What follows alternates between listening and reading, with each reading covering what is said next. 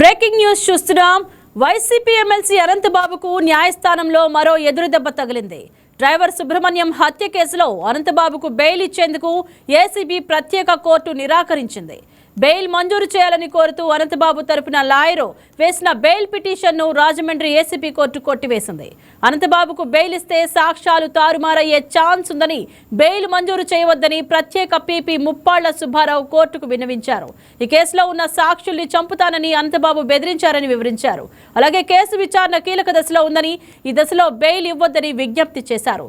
PP వాదనతో ఏకీభవించిన న్యాయమూర్తి Anantha Babu bail పిటిషన్ను కొట్టివేశారు.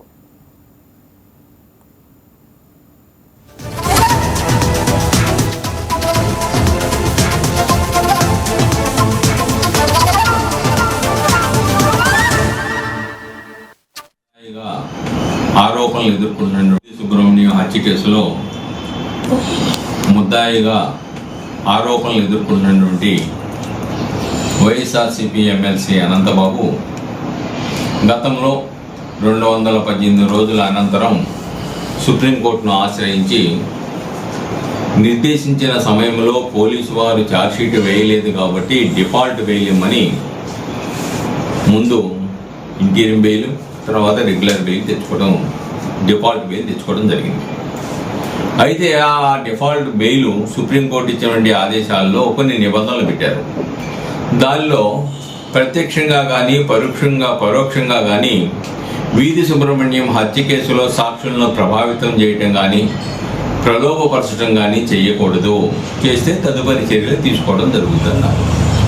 దాని ప్రకారమే అనంతరం ఈ హత్య కేసులో, వీధి సుబ్రహ్మణ్యం హత్య కేసులో విచారణ ప్రారంభానికి ముందు ఆల్రెడీ దాంట్లో ఒక 4 సాక్షుల్ని ప్రభావితం చేశారని పోలీసు వాళ్ళు దృష్టికి వచ్చింది.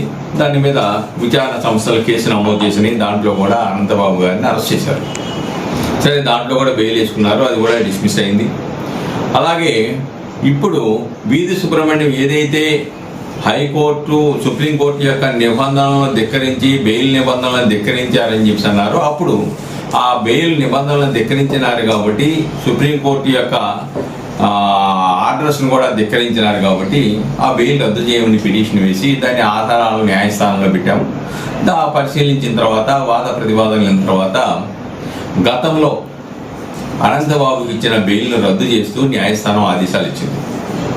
తర్వాత దాంట్లో జైల్లో ఉన్నారు, సెంట్రల్ జైల్లో.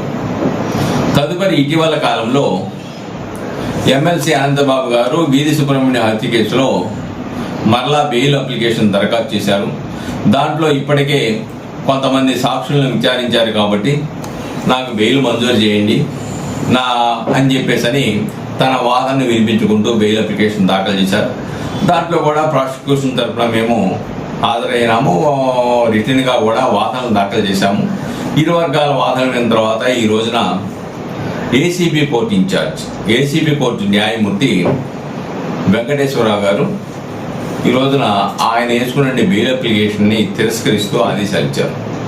అంటే ఏసీబీ కోర్టు ఎందుకు వచ్చిందంటే, ఆల్రెడీ జిల్లా జడ్జి గారు స్పెషల్ కోర్టు సంబంధించిన వాళ్ళు వెకేషన్లో ఉన్నారు కాబట్టి ఆ కోర్టు ఇన్ఛార్జి ఏసీబీ న్యాయమూర్తి గారు కాబట్టి ఆయనే వాద ప్రతివాదనలు విన్న అనంతరం ఈ యొక్క ఆదేశాలు ఈరోజు ఇవ్వడం జరిగింది.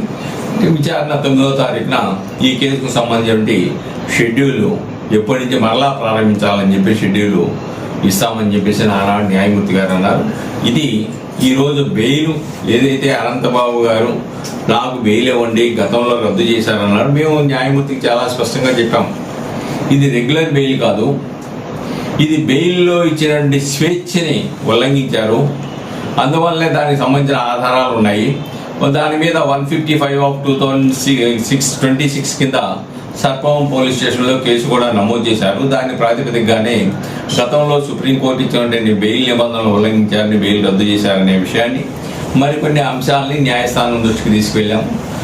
ఆ యొక్క అటన్నింటి కూడా పరిగణించి ఈరోజు అనంతబాబు వేసుకున్న బెయిల్ డిస్మిస్ చేశారు. సుబ్రహ్మణ్యం హత్య కేసులో